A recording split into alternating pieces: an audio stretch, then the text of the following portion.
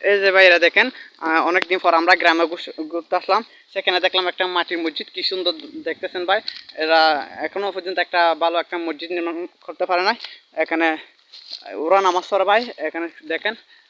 এই যে ভাই আপনি একটা এদিকে আসেন তো, এদিকে আসেন।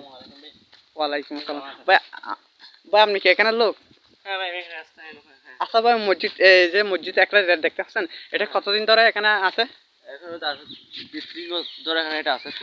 ভাই এই মসজিদটা কি খোলা যাবে? মানে নিয়মিত যারা মুসল্লিরা আছে তখন নামাজ পড়া কি? ভাই এই মসজিদে কি হ্যাঁ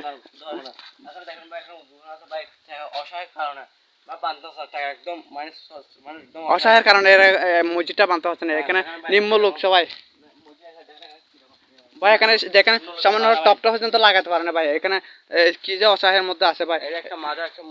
ভাই এই যে মসজিদটা এখন পর্যন্ত একটা জায়গা আছে ভাই, কি সুন্দর বড় জায়গা। হ্যাঁ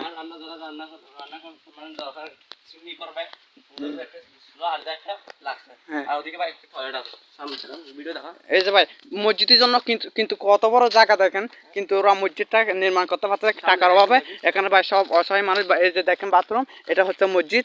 এই যে ভাই দেখেন কি মাটির মধ্যে এই ডিজিটাল যুগ এখন শেখ হাসিনা বলে গেছে ডিজিটাল যুগ, এই ডিজিটাল যুগে মসজিদটা কিরকম দেখেন ভাই। আমরা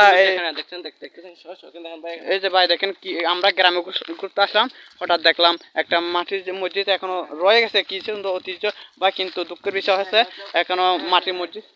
এই যে ভাই দেখেন ভাই ফেকটাতে কি পানি পড়ে?